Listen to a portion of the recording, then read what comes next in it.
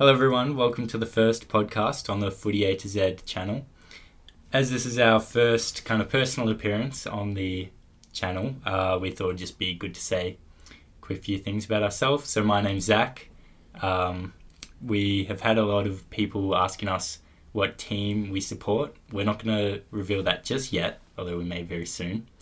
There'll be more news about that shortly.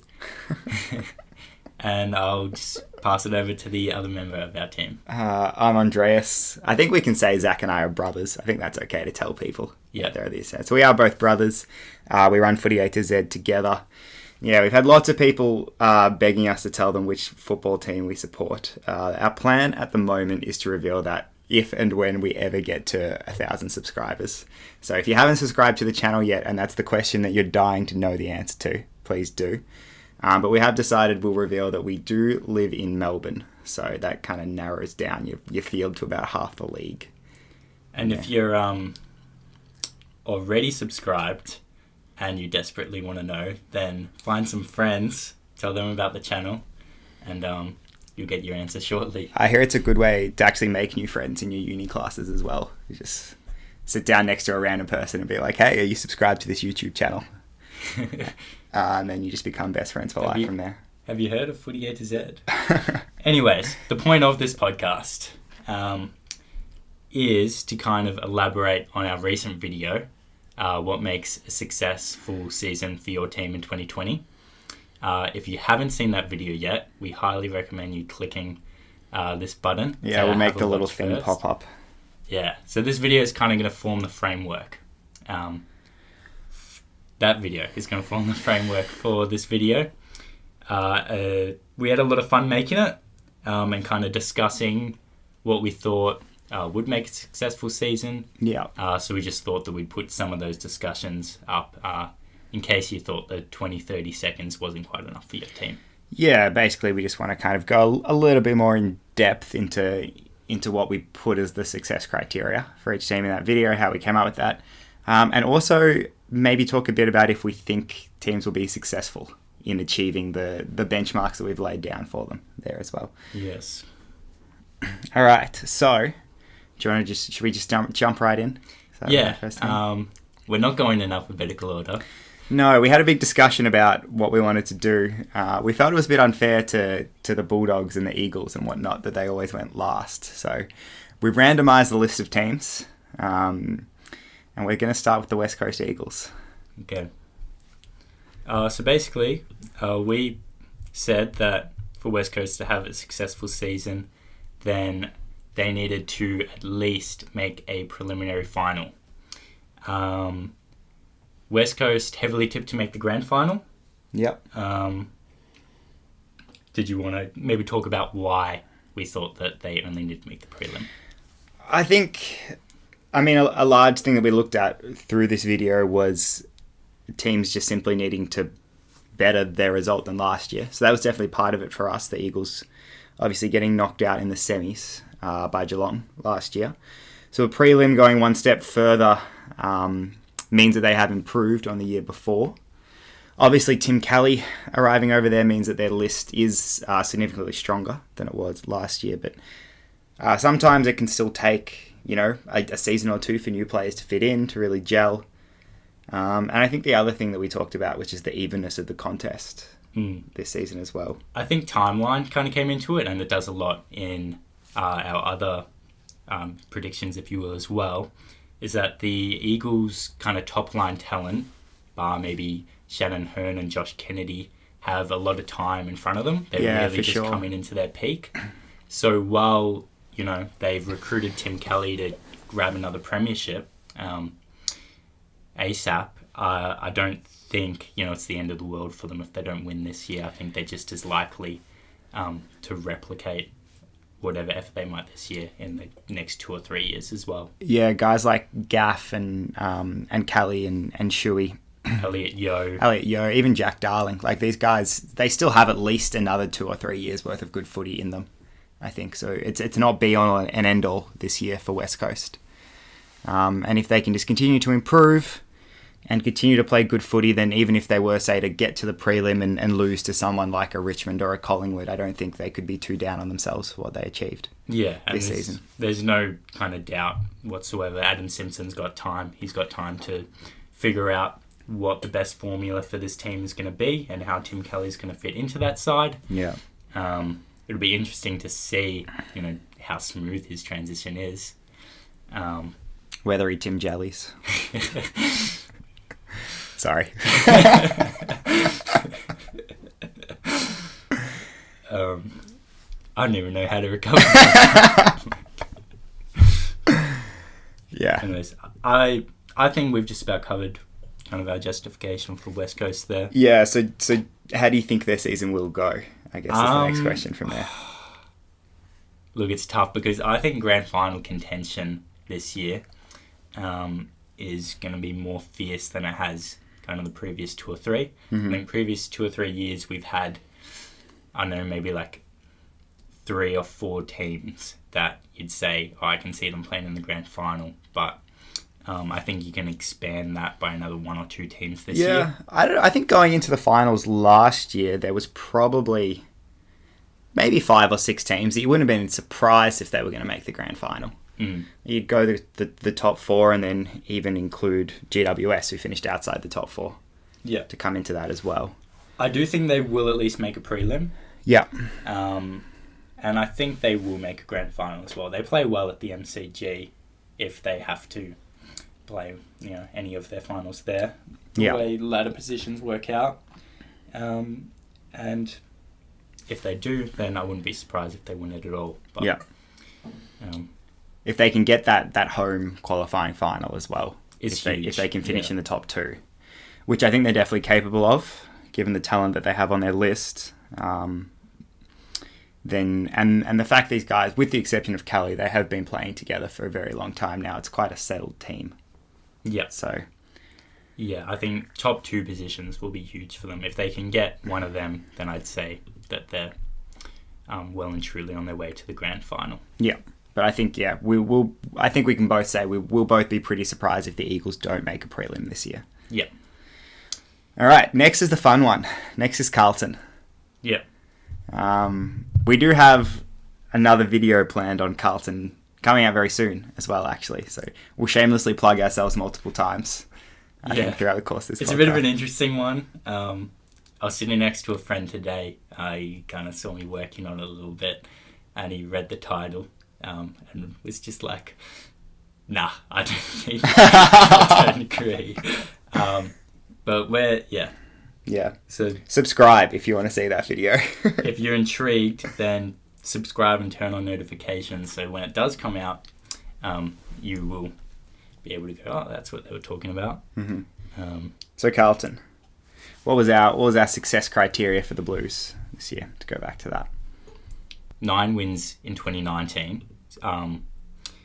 was kind of the cutoff for a team to finish outside the top 4.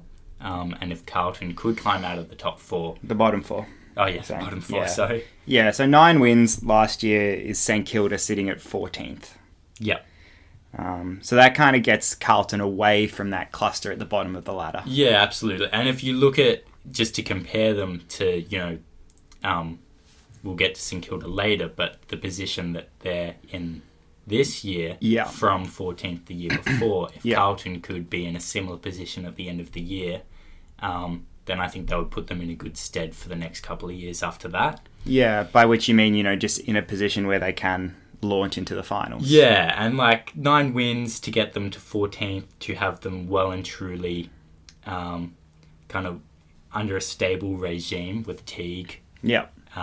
There's no question marks whether he's going to have the side on the up or not. And then just in terms of kind of week to week kind of stuff, we thought if Carlton could avoid blowouts and maybe just take a few big scalps along the way as well, then it would prove that there's kind of more to this team than their kind of dismal finishes in the previous years.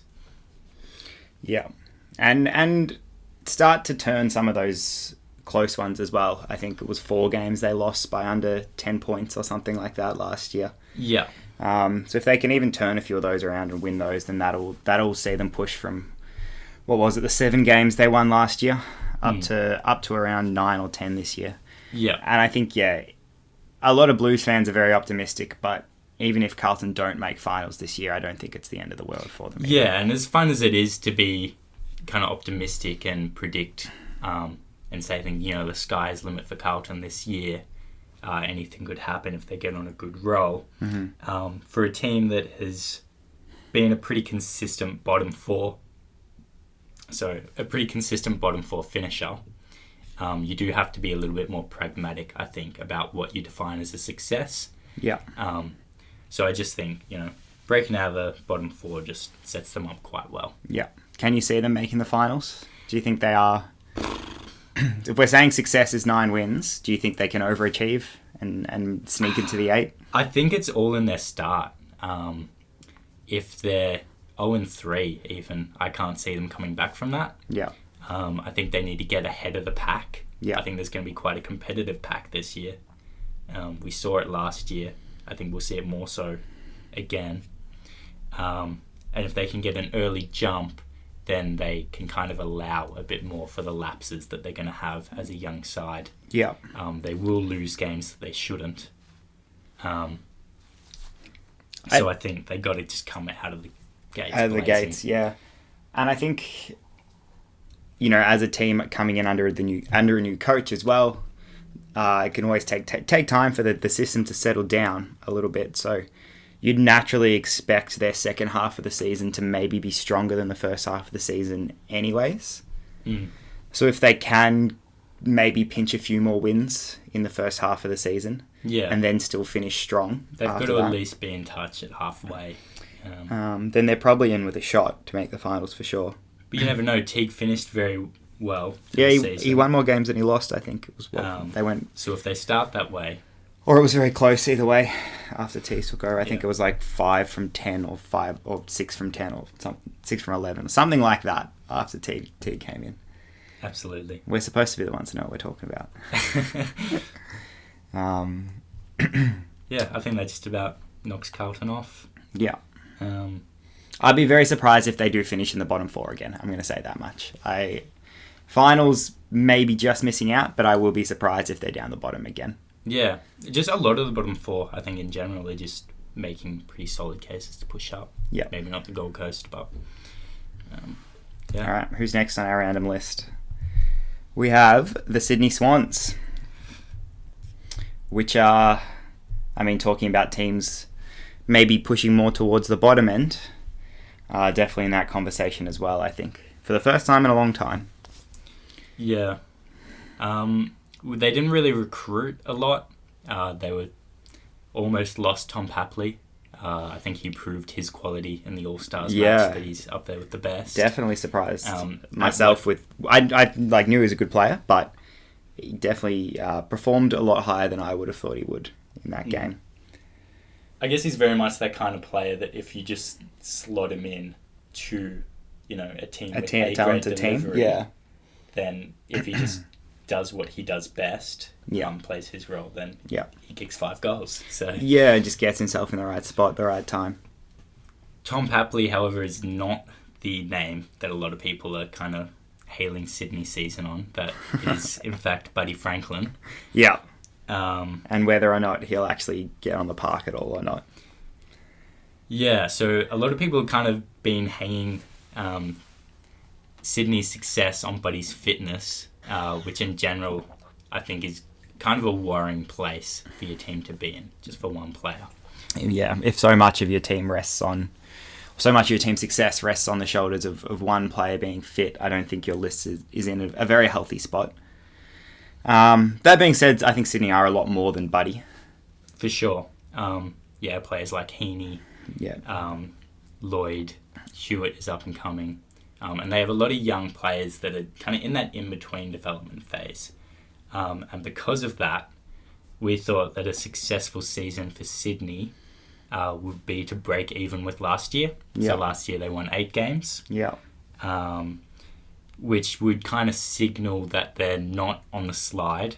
I think a bottom 4 finish, I think, is it's relatively likely for Sydney this year, but it would be a bit demoralising. So if they can break even on last year and kind of develop the players that are in that in-between phase, like your Ollie Florence, who many are tipping for a breakout year. Yeah. Even another season for guys like Callum Mills and Isaac Heaney, who are starting to establish themselves as genuine A-grade players. But I don't think, even Heaney, I think, has further to go. I don't think they're quite at the peak of their powers just yet. He goes missing a little bit. Yeah. Guys like Hewitt and Alir. Yeah. So if they can win 8 games, I mean, last year, 8 games saw them finish 15th. So right on the edge of the bottom 4. I don't think anyone expects them to push for finals this year. I don't think they're going to push for finals this year. So if they break even on last year, then they're kind of signalling that they're not bottoming out so much and at least heading in the right direction, or a direction from which they can turn around from. Yeah. Where do you think they will finish? The Swans? The problem, and I mean, like, when we went through this, if you watch the other video and got all the way to the end, you'll know we said 12 teams need to make the finals this year in order to consider their season a success. Sydney were not one of those teams, but the problem for them is that the rest of the competition is just looking so strong at the moment that it's hard to see where those 8 wins might come from for them. You know, if Buddy can have a couple of standout games, maybe that buys them 2 or 3 wins. Yeah.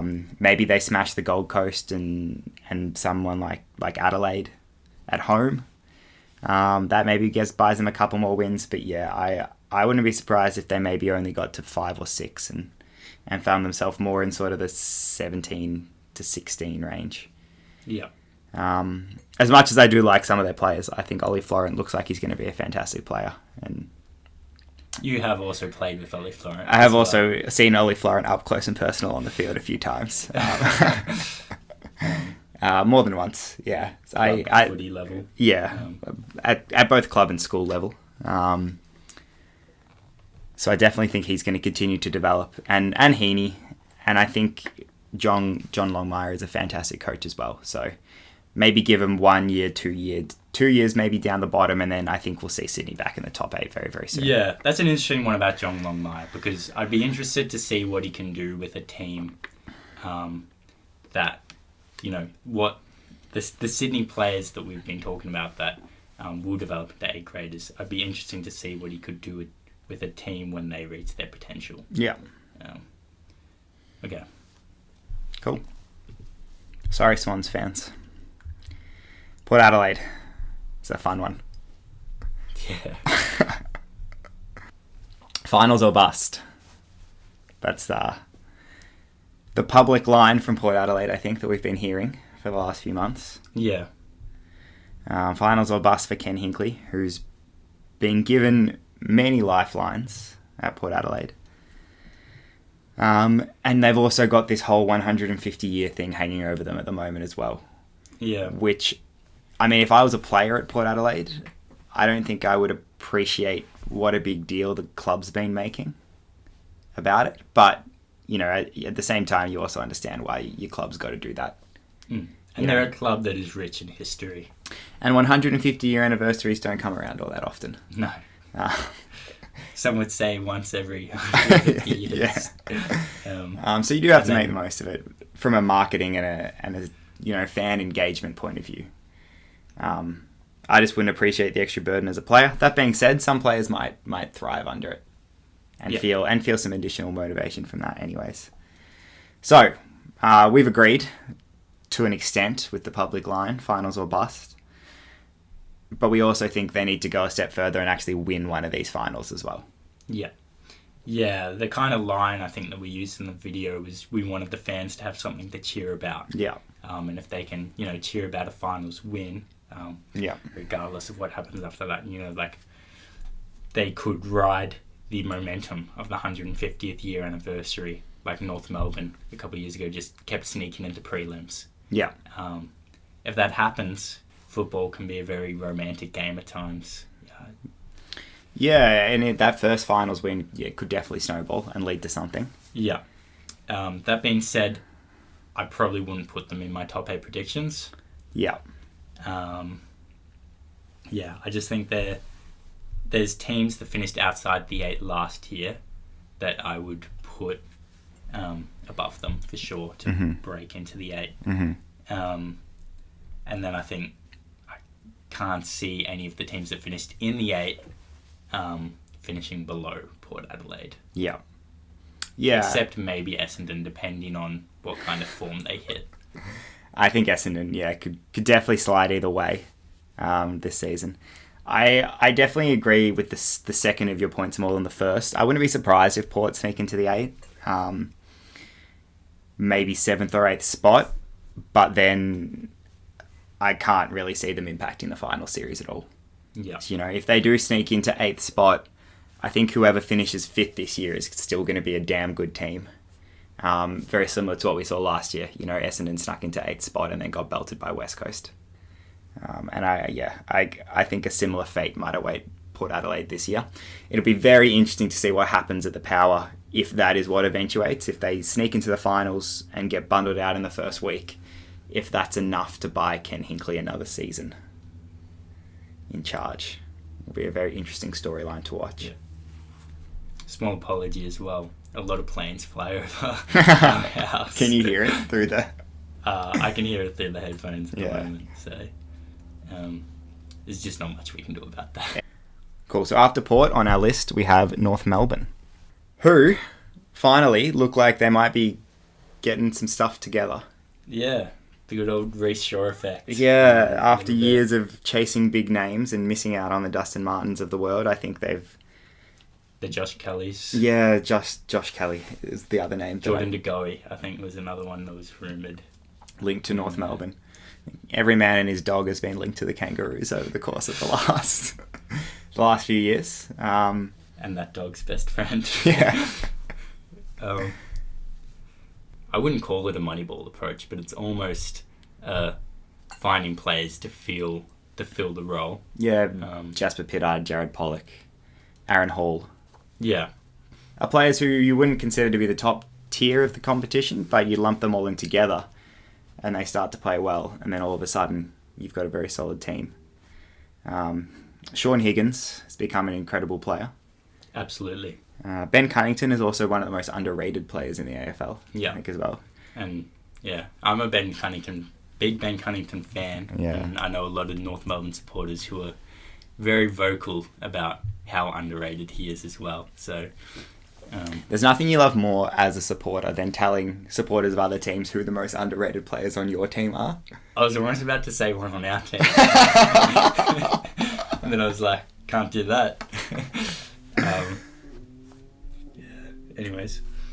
So North Melbourne, where does success lie for them? Making the 8, I think. They're one of these teams that was just outside. They missed the finals by 2 games last year. They've been very positive in a lot of their talk coming out of the club. They've appointed Reece Shaw, who seems to be a fantastic fit for their football club as well, just in terms of his own character and the culture that he brings to a club that is a very proud club, even if they haven't, even if they're not necessarily one of the biggest, or the club's with one of the richest histories in the AFL. They are an incredibly proud team and the values they stand for. So I think Reece Shaw slots in really well for them there. And yeah, in order to consider their season successful, I think they have to make finals. They were right on the fringe of it last year, so they'll definitely be disappointed if they miss out again.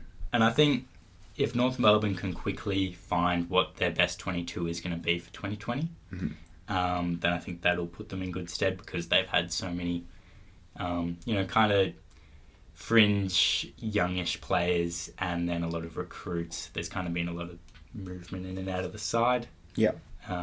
So I think if they can lock that down, particularly their forward line, because they just have a lot of options, then I think, I can see them finishing in the top 8.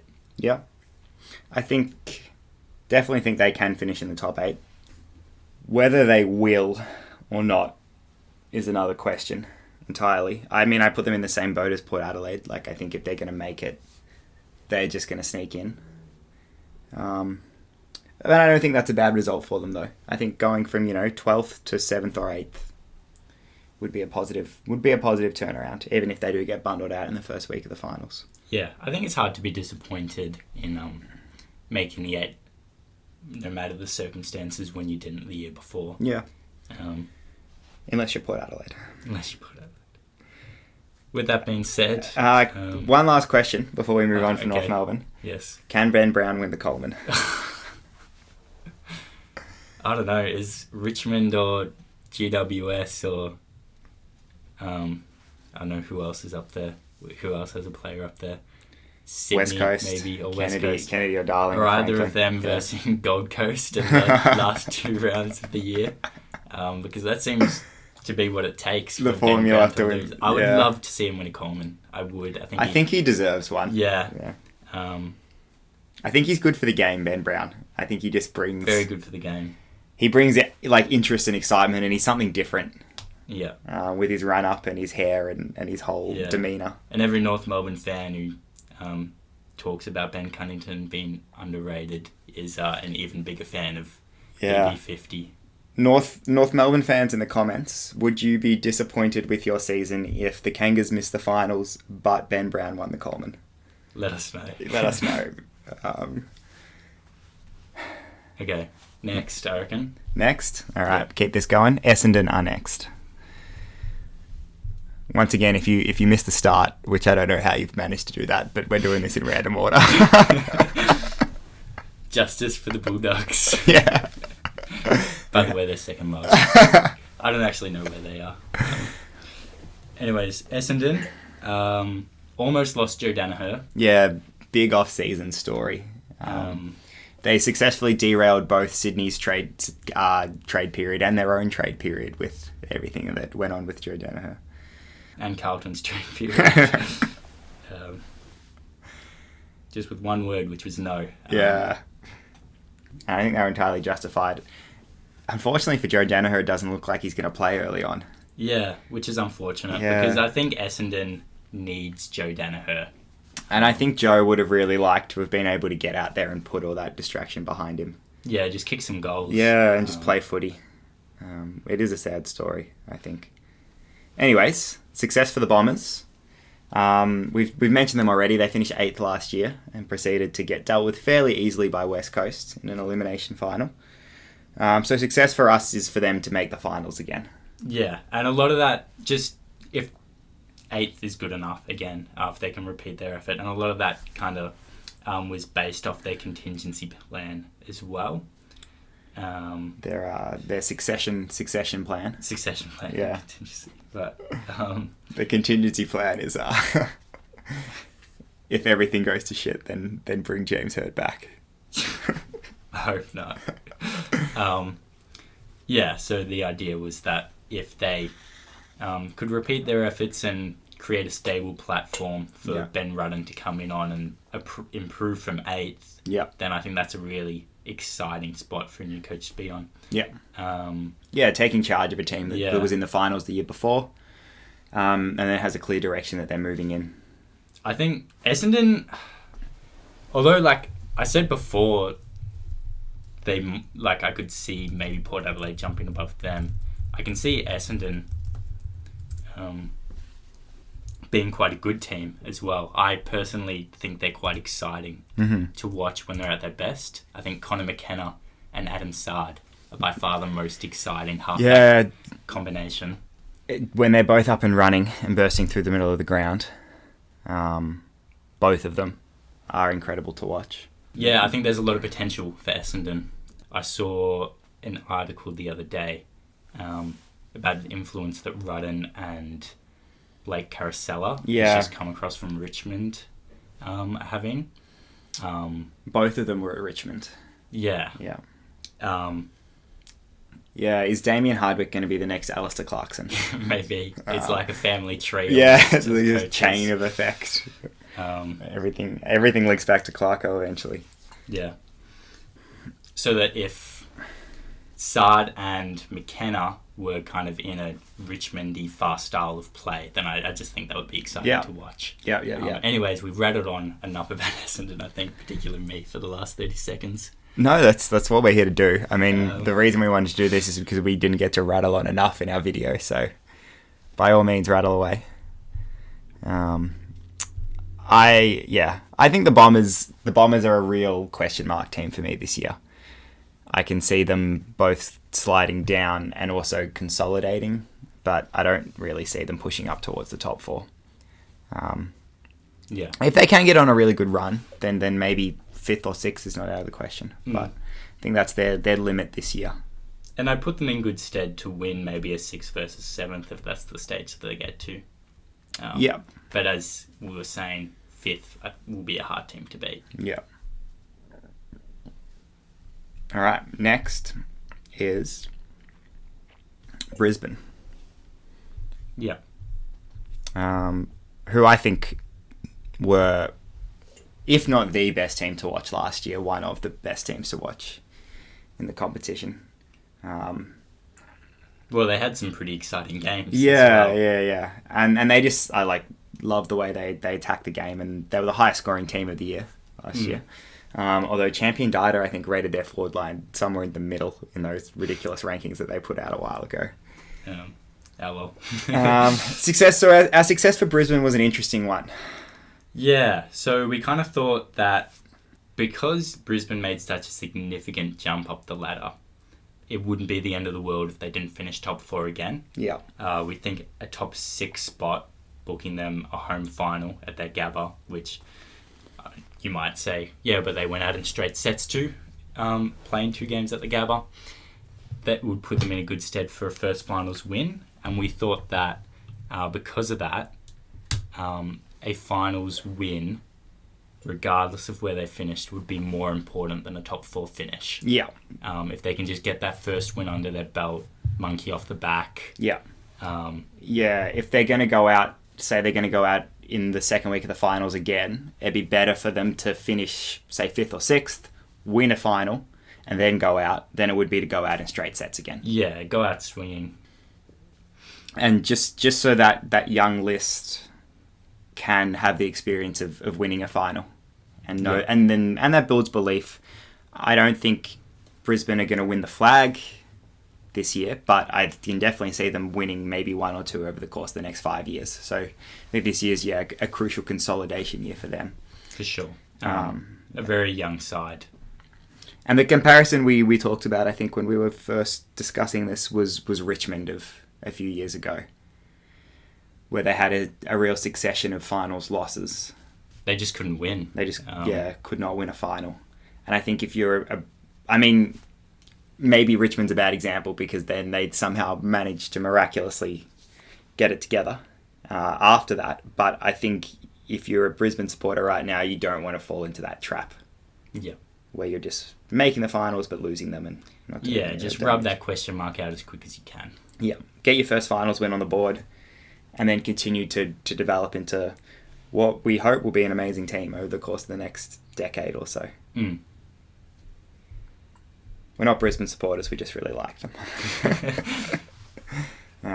No, we're not old Fitzroy supporters. That would have been a bit of a red herring. Yeah. An interesting guess, if anyone out there was thinking of that one. I love Eric Hipwood as well. You've been a long time supporter. Yeah, a long time of Eric the Beanpole Hipwood. He's just great to watch. I don't think there's a narrower player for his height in the competition. And it's great to see. I love everything about him. So this is the stuff that Champion Data should record. Height to width ratio. Yeah. Yeah. Goals as a function of height to width ratio. Look out for our video on it soon. Someone like Paul Puapalo is at the opposite end of the spectrum. All right, St Kilda. Yeah. I think the phrase we put in the video was all aboard the hype train. Yeah, all aboard the hype train, indeed. And St Kilda supporters are almost teetering on unbearable at the moment. Yeah. Unbearable, I mean, it's hard to criticize supporters, I think, of St Kilda for being excited for a club that hasn't had a lot to be excited about in their history. Not at all. And I think it's warranted. And the recruiting period that they've had. And also having brought in a coach. You know, whenever you bring in a new coach, of course, there's always excitement. Although it's not always warranted, I think. We can admit we're Everton supporters in the Premier League. I was happy to say. New manager optimism has not worked out for them over the course of the last few years. Riding high on new manager optimism for the past 3 seasons. Yeah. But I think it's definitely something to be excited about from a Saints perspective. We changed our success criteria for them at the last moment. We did. So originally we had them having to finish top 8 to make the finals, and a lot of that was because of the hype. We're just sort of saying maybe it would look a bit embarrassing for them if they didn't make the 8, just from a publicity point of view. But we revised that at the last minute, and we said top 10 is where they need to finish. Yeah, just a little bit more common sense. I think Rats is very new to the club. I think he'll be good for the club long term. Mm-hmm. And then the other thing was just a lot of their best players. You know, you would say who's St Kilda's best players. A lot of them didn't play at the club last year or the year before that. You know, your Hanbury's and your Hills and stuff. I think Hanbury will be exciting if he plays all year. Yeah, a full season for Dan Hanbury at St Kilda would definitely be I think it's great for footy. Prospect. Yeah, it's great for footy to see, you know, a premiership hero back playing. It's I'm also very intrigued to see how someone like Dan Butler goes, who was a fringe player at Richmond. And, you know, hard to break into that Richmond team who've just put together 3 incredible seasons. And just see, you know, how he'll do at a club where he's given maybe a little bit more opportunity. Yeah. Of course, a premiership player in 2017 as well. So they've just got a lot of new kind of pieces to the puzzle. They're very good pieces. They're very exciting pieces. But I think St Kilda should be cut a little bit of slack to have a year to figure out where everyone is going to fit in. Yeah. And that 9th to 10th range last season was 11 wins. I think that's generally pretty standard. Like you'd say 12 wins gets you into the 8 most years. So, yeah. 11 and 11, I think, would not be a bad result for St Kilda after having won, you know, nine games the year before. Mm. And I was saying to you earlier, I did have like a contrary point to that with St Kilda. Yeah. Is St Kilda at the end of last year were in red hot contention to make the 8 still, with kind of 4 or 5 games to go. Yeah. And I think they lost crucial games to teams like Adelaide, who I think ended up finishing above them, but was by no means an amazing team last year. And they had a loss to Carlton, and there might be another one which just escapes me off the top of my head. I think the good players that they have recruited, in some cases experienced players... They lost to Sydney as well. Means that they might not lose... And Sydney, that was the other one. Yeah. Means that they might not lose those games that they shouldn't. Yeah. Just, you know, a bit more experienced heads, better preparation, and more X factor in the moment. I can see them overcoming those obstacles that stopped them making the 8 last year. Yeah. So would you have them in your top 8? To be honest, I have no clue what my 7 through 13 looks like at the moment. We have discussed we would be keen to put out a full ladder prediction at some stage. We haven't done that yet. Yeah. We might do one each. It's an exercise, I think, that's fun to do, but often not very insightful. Because you just... Essentially, it just comes down to guessing, I think, at the end. It's very abrupt. Yeah.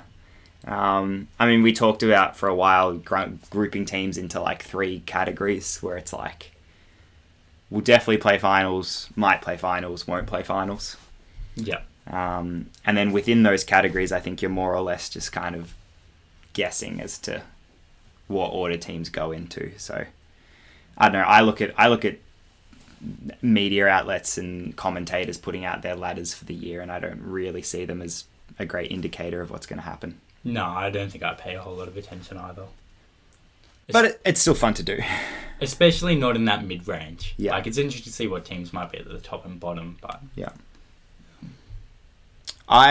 In terms of who we've talked about so far, I think St Kilda will have a better season than teams like North Melbourne and Port Adelaide. I think I tend to agree with that. Yeah. I would also be happy to see them win another premiership in the next couple of years as well. I think it's good for the game. Speaking of premierships, the next team is Richmond. Right. Who I don't think we really have a great deal to talk about. Not a lot's really changed at Richmond. No, Brandon Ellis left, but I think his spot can be well used by a young player. Yeah. It kind of opens the door. Yeah. For Richmond to develop some more players. You imagine someone like a Marlon Pickett will play most games for them this season as well. So they've gained a player from that sense. They've lost Dan Butler, but as we said already, he was a fringe player. Yeah, I think he played maybe a couple of games. Yeah, and didn't really impress, if I remember, in any of them. So they missed out on their chance to go back-to-back in 2018. Finished top of the ladder. Couldn't get it done in the prelim. So we've said success for them this year after having won 2 of the last 3 grand finals is another grand final. I think if they don't win the flag this year, then they can't say they've had a good season. Yeah. Yeah, I agree. Or not necessarily not a good season, but not a successful season. I think there's just an expectation on every team that wins, and that's why West Coast fans were kind of disappointed last year that they dropped that game to Hawthorn and missed out on the top 4 as well, because there just is that expectation that, if you won last year, then you should be up there again. Yeah. Maybe with an exception of the Doggies, just because of how out of the blue that was. Yeah. But with a team like Richmond, where you've dominated the league for 3 years, I think the realistic expectation has to be another win. Yeah, and we kind of thought if they could, because we kind of said the D word might have more merit for discussion. The D word being dynasty. Yeah. When people were throwing that around last year, I didn't necessarily agree with it. Especially when you compare, to a Hawthorn or a Brisbane three-peat. Yeah. Just that blip in the middle means that I don't think it's fair yet. Mm-hmm. But if they could get more games into young players, then and win the premiership, then it's kind of setting them well for the future. Yeah, there's players like your Noah Bolters and your Jack Rosses. Yeah, there's a lot of hype around Noah Bolter, who were kind of in and out of the team a little bit last year. If you can continue to develop them, then you're putting yourself in good stead to not have that drop off, and maybe put yourself in a position like someone like a Hawthorn or a Sydney who, Geelong even, managed to play finals for the best part of a decade. Do you agree with Daisy Pearce, who came out recently? Dustin Martin is the greatest player to ever play the game. That's what she said. I'm not misquoting Daisy. Yeah, I know. And I'm a huge Daisy fan as well. I think everyone's a huge Daisy fan. Yeah. If you're not, then reevaluate your opinion. If you're not, let us know why in the comments below. Maybe it's just because of that comment. Yeah. Look, he might be one day, but I think those kinds of comments are best suited when a player has retired. Yeah. It's a real Kane Corns type of thing to say. But, if he does continue the way he has in the last few years, if Richmond won again and he won a Norm Smith and he picked up another Brownlow or 2, then, in 5 years' time, then Daisy Pearce might be a genius for saying that. Saying it so early, calling it when she exactly. did. Yeah. Time will tell, I guess. Yeah. Good diplomatic answer. Another controversial Dustin Martin question. People just seem to love saying controversial things about him. Do you think that he could win a Brownlow and win the Coleman? Who was that? Someone said that recently.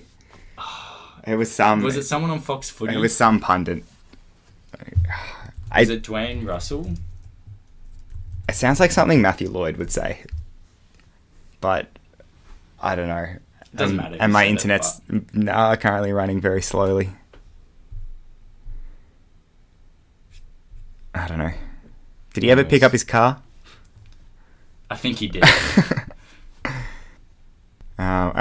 moving on from Richmond and Dustin Martin, we have Geelong. 3 of the last 4 prelims, they've now lost. Yeah. So our success criteria for them was to not do that. Make a grand final. And make a grand final. Also could be the success criteria for Patrick Dangerfield as an individual as well. It's just make a grand final. I would feel, I think, a bit disheartened if Patrick Dangerfield wasn't lucky enough to win a premiership by the end of his career. Yeah. And he's been very open about that he'd trade in all of his individual accolades for that premiership. And I think he said he kind of feels embarrassed. I don't know if I'm getting the quote right at all, but he almost feels embarrassed to be compared with, the greatest players to have played the game because he hasn't won a flag. Some players just aren't lucky enough to, and only one team gets to win each year. So in terms of whether we think Geelong actually will be successful or not, if Dangerfield isn't their best player, or wasn't their best player last year, then Tim Kelly most certainly was. Yeah. And he's just departed to the West Coast Eagles. Yeah. On top of that, Geelong are, I think, a relatively old side. We don't really know exactly how long a lot of their top players will continue playing for and continue playing at the highest level of their game. It's kind of funny because I think never has there been so much uncertainty, and a lot of people have said this, over the team that finished first the previous year. Yeah, that's a good point to make, I think. And of all the top 4, if I had to pick one team to miss out, it would be Geelong. Definitely. That being said, they started very well and finished fairly poorly to the year. And in the end, the ladder was very close as well. So what were they, like 11-1 or something? Yeah. And then proceeded to go on a bit of a slide after them. Almost fell over. After there. Almost fell over the finish line. Yeah. To finish first spot with Brisbane and did Brisbane finish on the same amount of points as them? Yeah, they as did. Well? They did. And then Richmond and Collingwood just like a win behind. Yeah. Yeah, so I think the thing that to contrast Geelong and West Coast, we think the West Coast's window is well and truly open. Yeah. And there's less pressure on them to do it this year. Yeah. Geelong, I think the window is rapidly closing. Yeah. With every season that passes. They have brought in Jack Stephen. And they do have a very good defence. It's yet to be seen, what kind of impact Jack Stephen could have, and I don't think it would be a Tim Kelly-sized impact. Yeah. No. Well, yeah. We talked about Tim Kelly a lot in our trades video, if you haven't watched that one yet, where he led the Cats in clearances last year. Averages a pretty handy amount of goals per game. Yeah, he averaged a goal a game, and over 20 possessions, I think, as well. Yeah. So he's up there with your Dustin Martins and your Patrick Dangerfields in terms of the overall impact he can have on a game. He kicks goals, he gets possessions. So yeah, I think Jack Stephen's a very good get for them, but I don't think he fills those shoes. Yeah, it's almost, I would compare it to recruiting Dowhouse a little bit. Yeah, he's a player in a similar kind of mould, I think. Yeah, but maybe just a little bit further along in his career. Yeah, in terms of the future for Geelong, I think they've got promise at both ends of the ground. Esava Radaglia is quite an exciting young player. Jack Henry, I think, has the potential to be another real kind of like Tom Harley type for them over the course of the next decade. So I don't think it's all doom and gloom in terms of their aging list. I think they have some kids that can come through, but if you're talking about winning a premiership soon, I think it has to be this year or next year, and then maybe they'll drop off again for a couple of years before they come back into premiership contention. Jordan Clarkov, halfback, as well.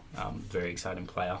Say Geelong were to miss out on the top 4 and depart the finals in the first round. How do you think that would impact Chris Scott's future at the club?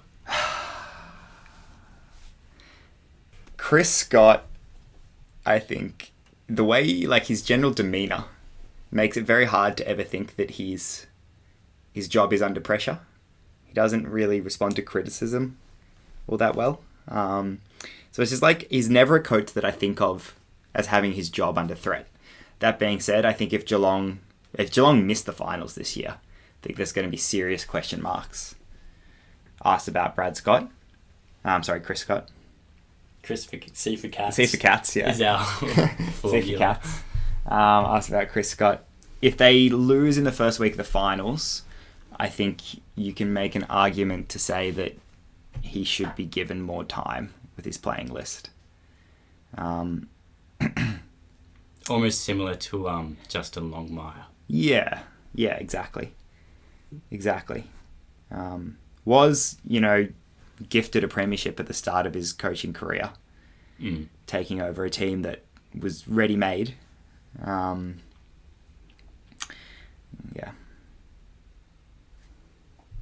So I think if they miss the finals altogether, serious question marks on Chris Scott. If they get knocked out in an elimination final or something like that, then I think he can probably mount a case to at least buy himself another season. Yeah. Following Geelong. GWS. Okay. Last year's grand finalists, of course. I think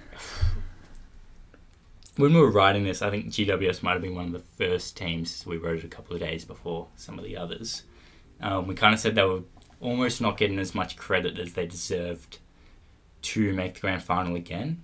I think maybe their Marsh series has proven that they're still well and truly a good side, and that they will only be strengthened as Cornelio and Callum Ward return. Yeah. I think Sam Jacobs is a huge get for them as well.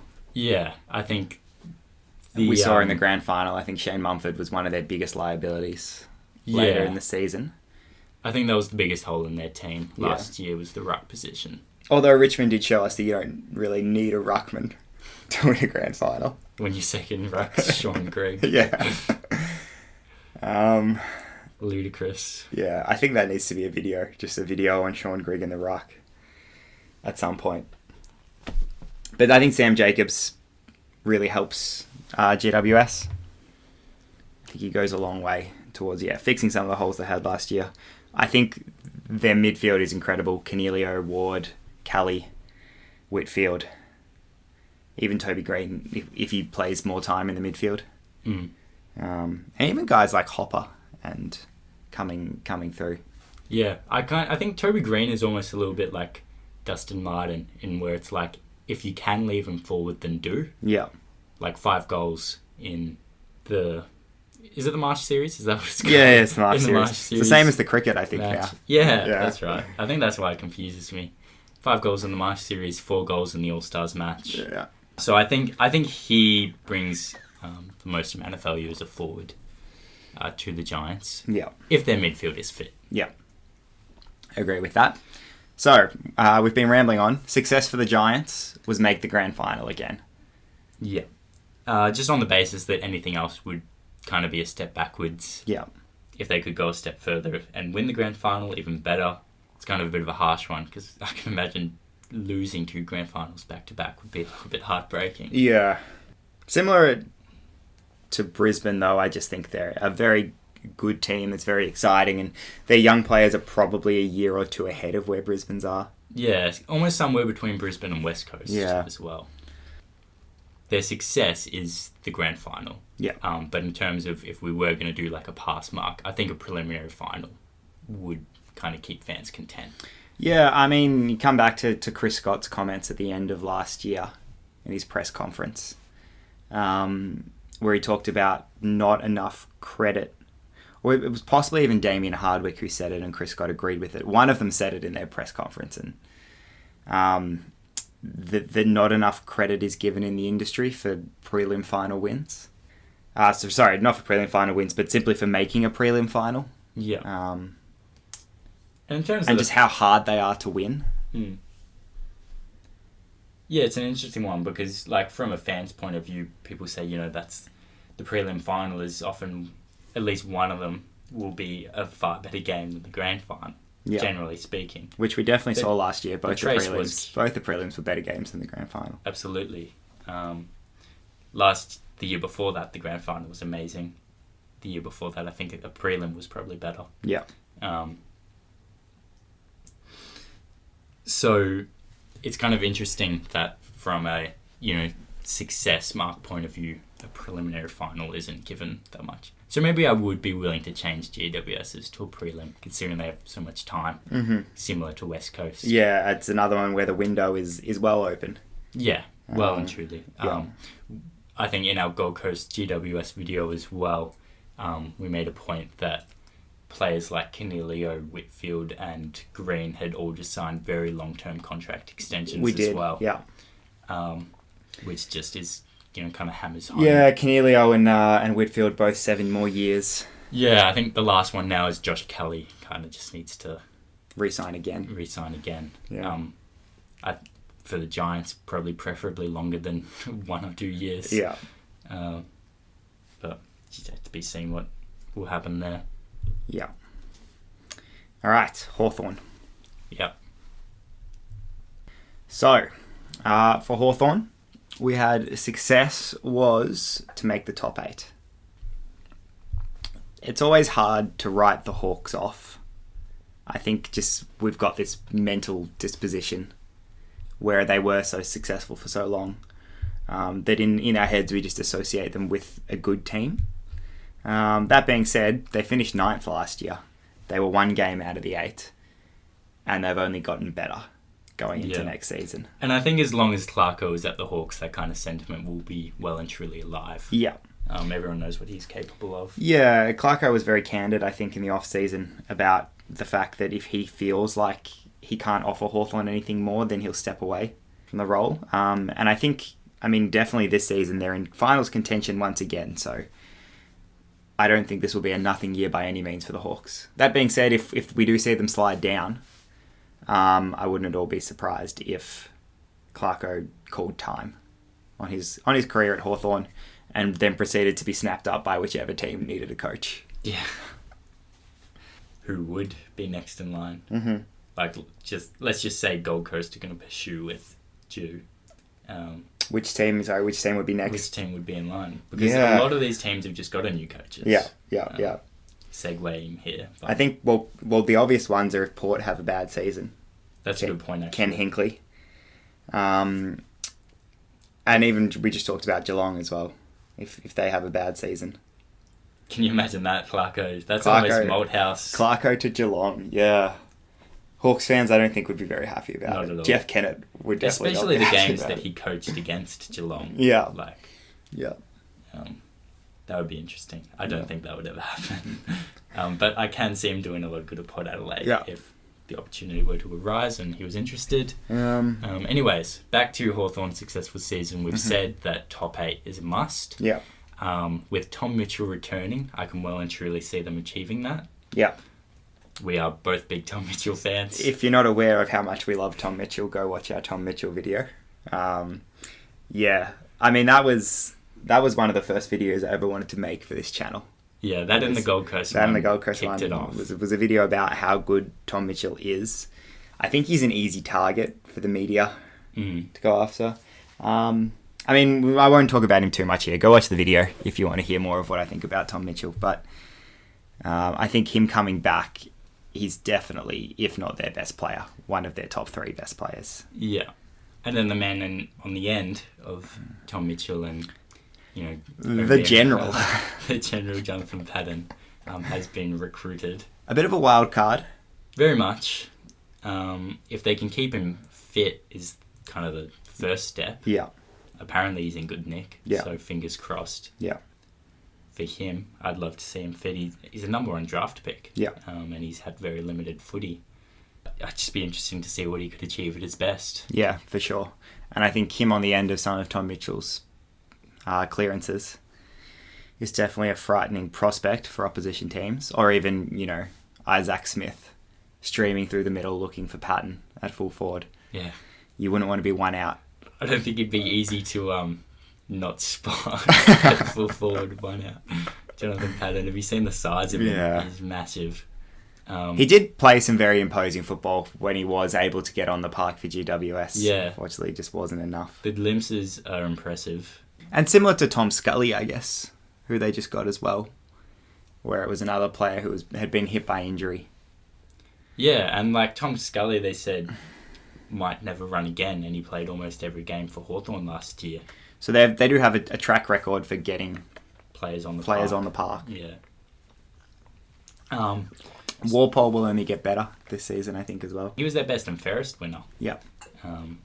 In the absence of Tom Mitchell as well. But to have Tom Mitchell miss a year, but have a player like Walpole develop so well, I think is kind of the best of that situation. Yep. For Hawthorn. Yeah, definitely. In their midfield.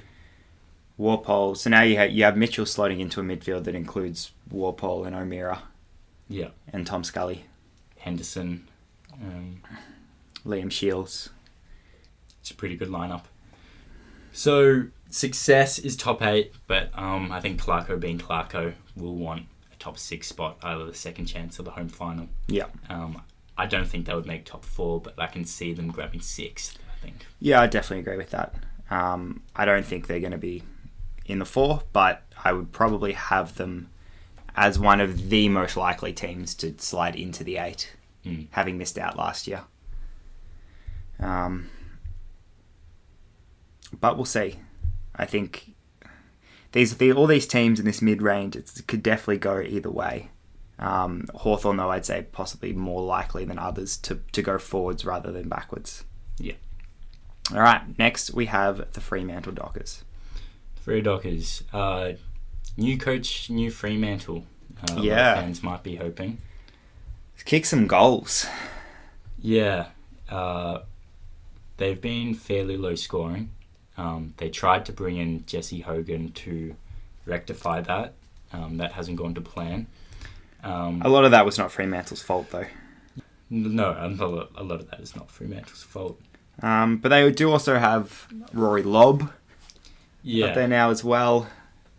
To go along with, I can only think of him, Freo Dockers call him, what's his name? Darty McCrafty is his name on the Freo Dockers page. I can't think of his actual name. It's very embarrassing right now. Darty McCrafty. The tall guy they got from GWS, the forward. Cam McCarthy? Cam McCarthy. What do they call him again? I don't know. I don't want to misquote Freo Dockers because I know he's probably listening to this right now. You just know he's stuck around this Cam McCarthy. If they can get all 3 of those players on the park together, that's a hell of a forward line. And if you have players like that distracting a team's backline from Michael Walters, that goes a long way to you winning games, I think. If he can get off the leash, I think a lot of the games Fremantle performed well in are the games he pops up and kicks bags. Yeah. There'll be a lot of responsibility resting on his shoulders, I think. Be interesting to see if he continues to play more midfield minutes or not. I think he's best as a forward, kind of like Toby Green. Yeah, I definitely agree with that. So success for the Dockers. We didn't go with score more goals as their success criteria. We've had win 10 games. Yeah. Will be a successful season for Fremantle. Just increasing their tally by 1. Yeah. New coach, a small step in the right direction. Will just be a positive sign. Was it 3 picks in the top 10 they had this year as well? Yeah, so they're obviously looking long term. I mean, so much was talked about Gold Coast and their recruiting, but I think Fremantle also have the potential to have an incredible crop of young talent come through over the next couple of years. I mean, they need to replace Brad Hill from somewhere as well. Ed Langdon will be a big loss for them as well. Quickly becoming one of their best players. Very underrated.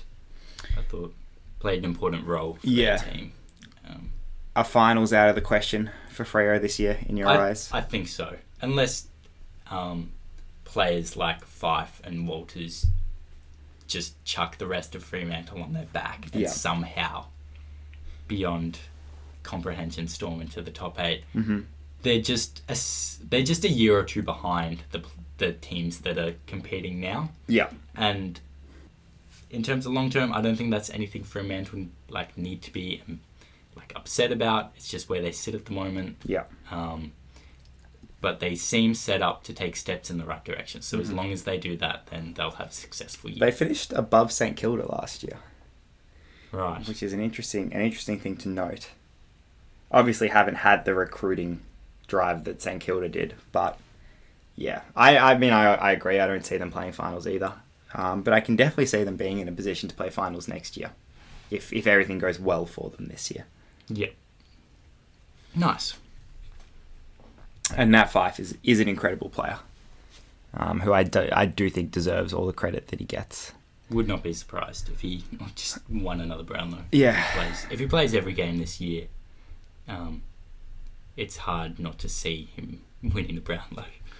All right, they are not last on this list.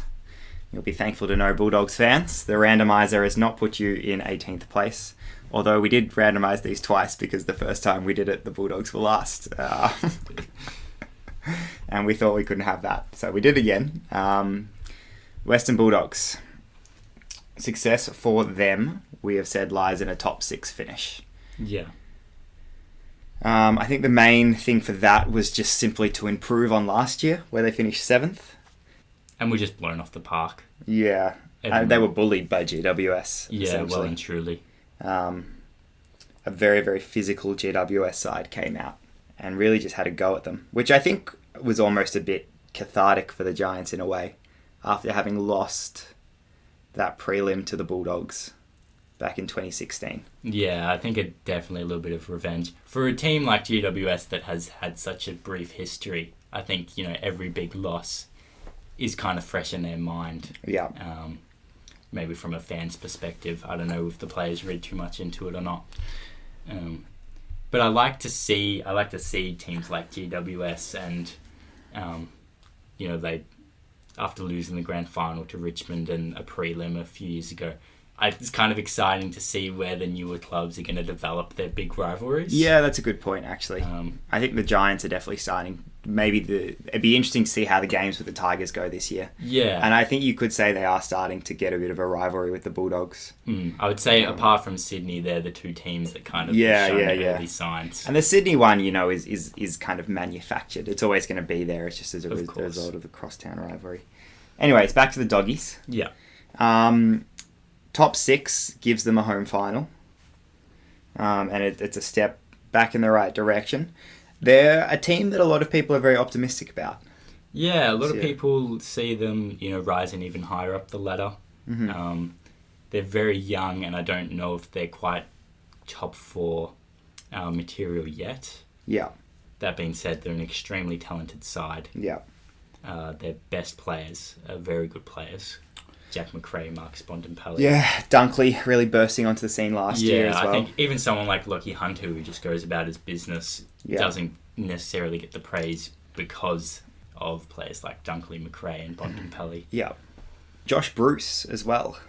I should hopefully make a big impact for the Bulldogs. Yeah, and Alex Keith. I think they've recruited very well. They've filled in some gaps. I think if Trengrove continues to play well down back. Yeah, I think Keith's a big one for them. And Keith plays well down back. I think it bodes well for them to have less responsibility on Easton Wood to go toe-to-toe with a really big defender. Yeah, and it frees Easton Wood to almost play as an interceptor. Yeah, show his aerial prowess and rather than as a lockdown defender. Yeah, back himself in a little bit more freedom. Yeah, so I'm excited to see what kind of season he could put together this year. Yeah, for sure. If he can keep himself fit once again. Alrighty, I reckon we've wrapped them pretty pretty quickly. We should probably keep hustling. We should probably keep hustling along. Collingwood are our next team. Yeah. We've been harsh on Collingwood, as many footy fans often are. It's pretty fun to be harsh on Collingwood. Yeah, who doesn't love it? We've said win a flag is the pass mark for Collingwood this year. And win a flag under Nathan Buckley as well is an important one. Yeah, you've now got a grand final loss and a prelim loss in the last 2 years.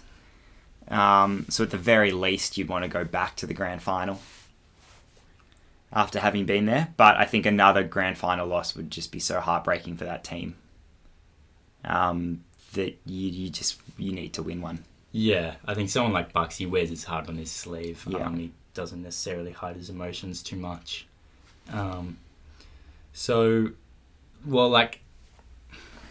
The premiership window, we have said, doesn't end this year.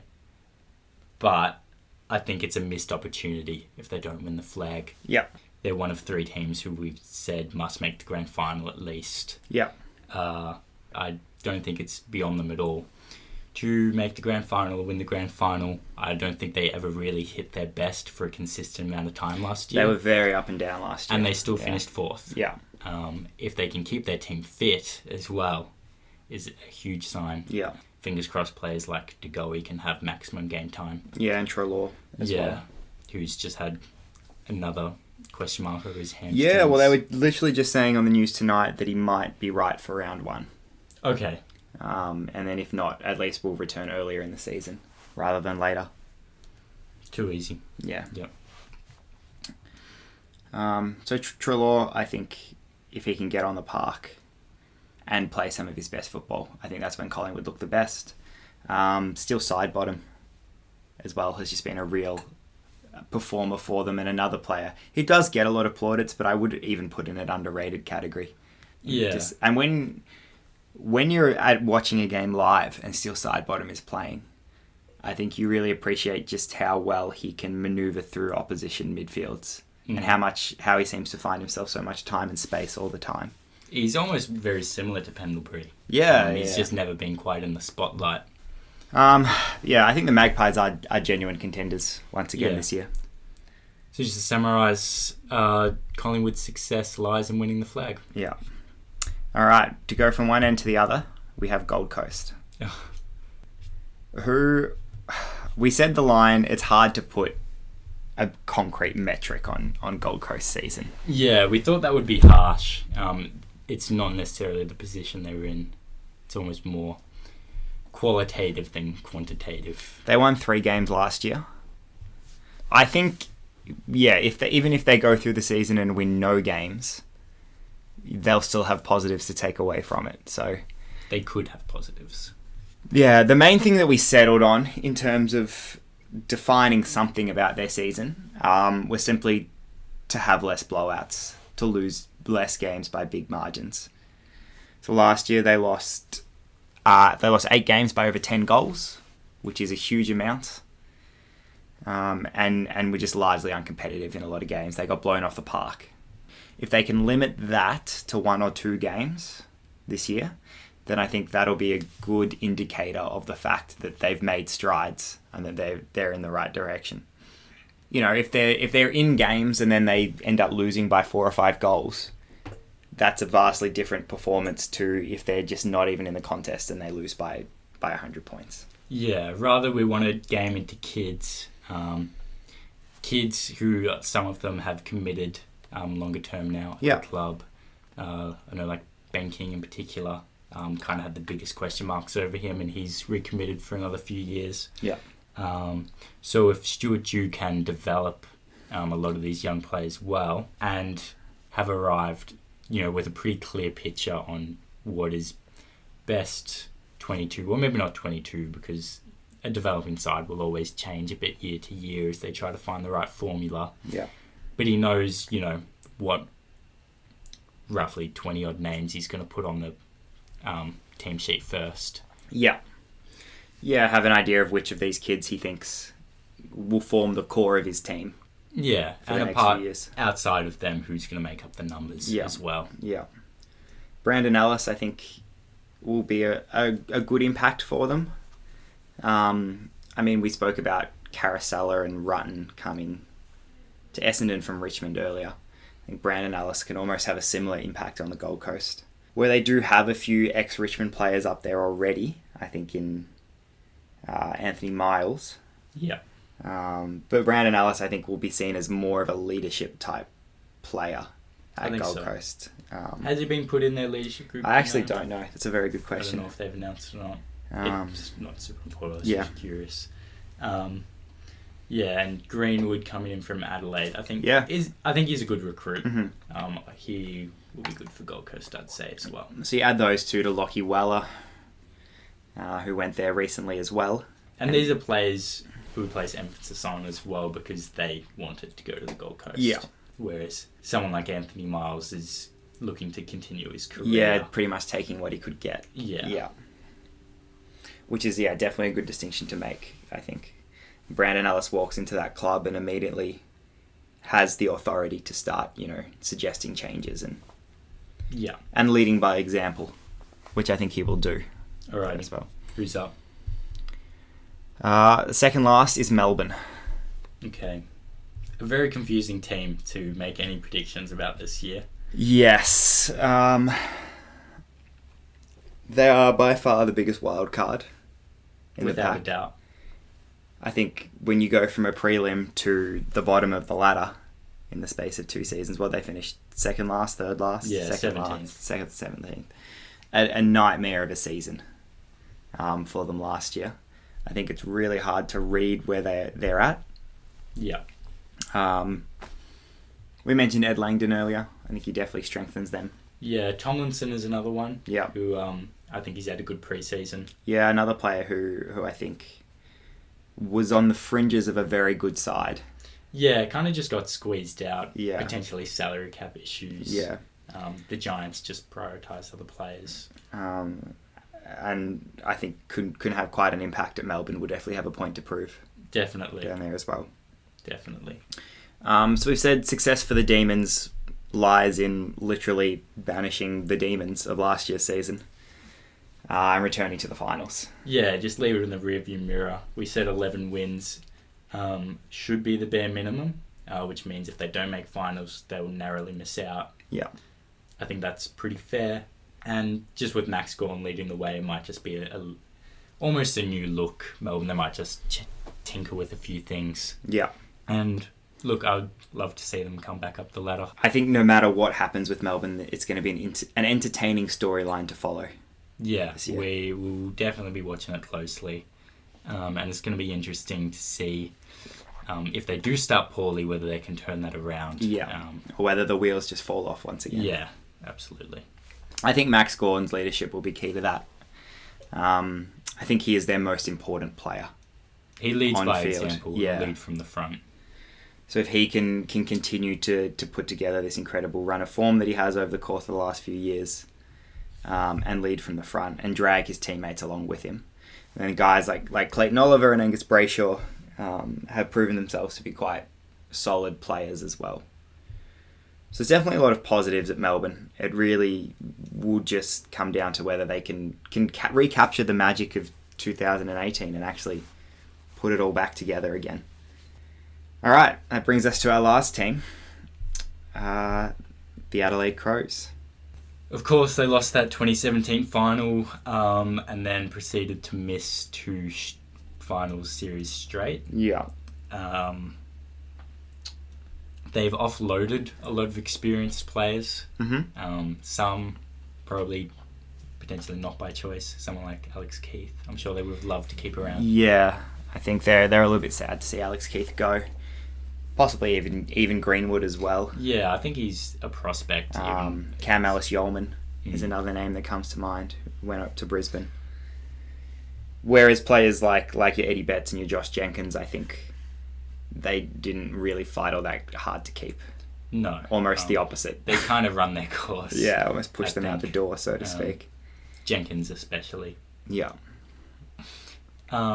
Matthew Nix, new coach. Yeah.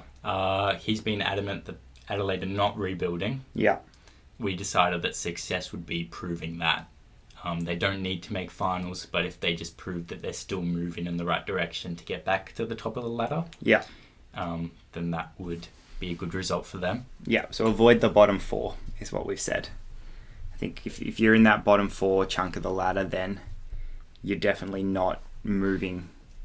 You're not close to finals. I mean, like we just said with Gold Coast, you can be in the bottom 4 and moving in the right direction. But for a team like the Crows, a bottom 4 finish would definitely be continuing their slide.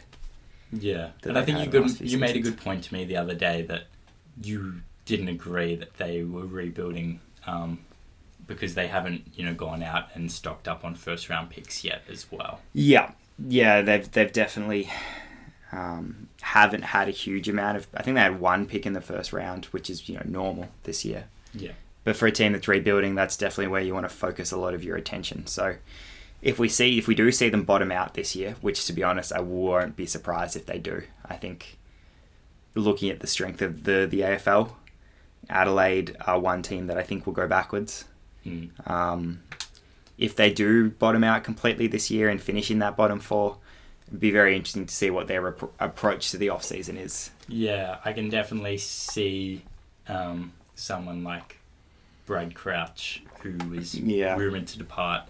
The Crouch brothers have been talked about for a few seasons now. Attracting high draft picks from Gold Coast. Yeah. Because I think Gold Coast are pretty stocked now, and more experienced players will be more valuable to them than more draft picks from this point on. Yeah, or even someone like a Geelong maybe who wants to try and keep that premiership window open. Yeah, just rejuvenate an old list with a couple of top-line young players. Yeah, it would not be surprised at all if the Crows start to see a few players poached. Yeah. A few more players poached. So avoid the top four, prove they're not rebuilding. Avoid the bottom four. Yeah, I've done it again. Yeah. I don't think they'll have any problems avoiding the top four. No. I think that'll be fine. I think they will do that just fine as well. If you have stuck around this long, then thank you very much for listening. Yeah. We've waffled on for quite a while. We've been recording for like an hour, 20 minutes. But we've had a lot of fun. It's been good. It's hot in this room. It is hot in this room, but it had to be done. Sorry for my burp. If you heard that earlier as well. If you like this kind of thing, if you like, if you like listening to us ramble on for hours at a time, let us know, because it's definitely something I think we'd both be keen to do more of. Yeah. If you're still listening, let us know why. We'd love to know. And just general feedback for the channel as well. I mean, if you are still listening, it probably means you're a person who's enjoying the kind of content that we've been putting out over the last couple of months. So we've definitely been saying to anyone who comments, even if you have constructive criticism for us, we really appreciate it. Yeah, like we're very new, and at the end of the day, we just love to get better. We're enjoying doing all of this. Don't know about you, I've had a lot of fun just making our first podcast. Yeah, it's definitely been lots of fun. We might try and make the next one a little bit shorter. Well, hopefully next time we won't have 18 full teams to talk about. No. It's a big competition. It is a big competition. I think the main obstacle Tasmania faces is having everyone have to now increase their previews to 19 teams. It's a hell of a lot to talk about. Oh, absolutely. That's a podcast for another day, though. Otherwise, once again, I'm Zach, and that was my brother Andreas talking as well. We're the two-man team behind Footy A to Z. We're just having a lot of fun at the moment, so thanks for listening. And if you do like the channel, the biggest thing you can do to help us out at the moment is definitely click subscribe. We really appreciate everyone who does that, and also everyone who leaves comments on the videos. We definitely get, I think, more inspired to continue turning out videos when we know that they're appreciated as well.